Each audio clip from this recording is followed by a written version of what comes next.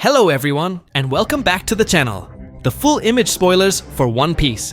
Chapter 1100 Feet 9 are here. A lot of the dialogue in this week's raw scans has been blurred out.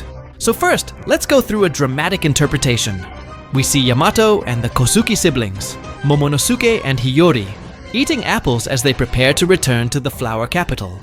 They pass by the Oihagi Bridge, where Zoro once fought, and we see the little fox, Onimaru, nearby.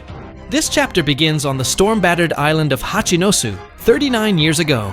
It's discovered that a man named Sorin Malon has been murdered, and even worse, Shakky has been kidnapped. Rocksteady Xebec is absolutely furious. This entire crime unfolded in just a matter of hours. The traitor, Wang Zhi, is seen happily counting a pile of money, while the other pirates, unaware of his betrayal, are weeping in sorrow. The news of Shakky's kidnapping sends shockwaves across the world. When Roger sees the newspaper, he angrily shreds it to pieces.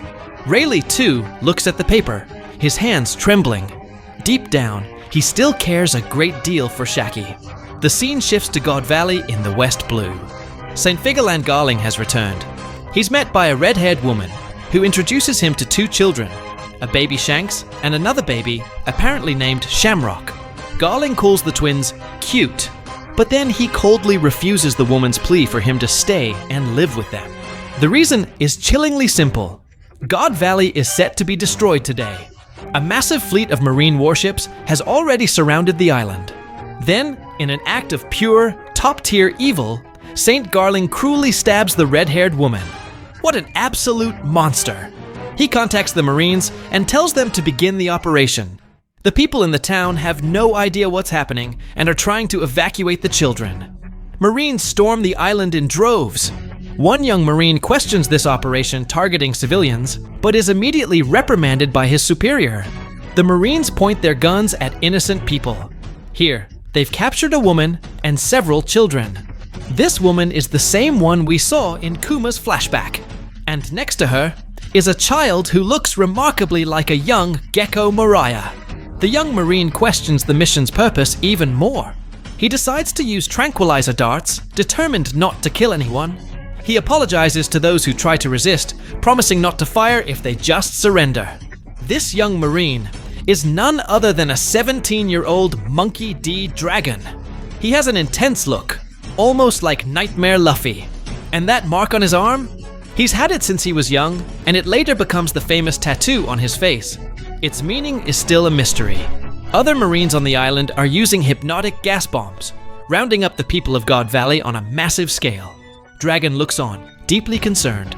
Cut to a Marine prison ship, transporting slaves to God Valley. Someone has secretly slipped into the communications room.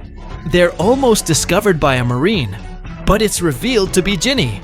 She's leaking information about the tournament's grand prizes. It's clear she and Ivankov have already started planning their escape. Ginny created a diversion by sabotaging the ship's pipes to sneak away. The other slaves have looks of complete despair, which makes Ivankov absolutely furious. Meanwhile, a young Big Mom notices Ivankov's fiery, determined spirit. With a knowing smile, she demands hush money, threatening to reveal a major secret if Ivankov doesn't pay up. A very young Morgans is also nearby, looking more like a duckling, followed by a flock of seagulls, his early employees at the World Economy newspaper. Morgans is just putting on a show of extorting them. In reality, he's already planning to leak the information to the world. News that Shakky is alive and in God Valley reaches Hachinosu. The pirates are ecstatic to hear she's not dead, but they also learn she's going to be a prize for the Celestial Dragons. The great pirates are stirred to action. Some prepare to rescue Shakky. Others, like Big Mom and Kaido, are getting ready to steal the devil fruits. But Rox's true objective is far more hidden. He rallies his crew, roaring for them to set sail for God Valley. Roger's crew gets the same news, and also prepares to rescue Shakky. Word of Roger's move quickly reaches a vacationing Vice Admiral Garp, and so Garp too begins to move. On the way, the Rox pirates' ship encounters a warship of the giant tribe. The pirates yell to sink it, but Rox stops them.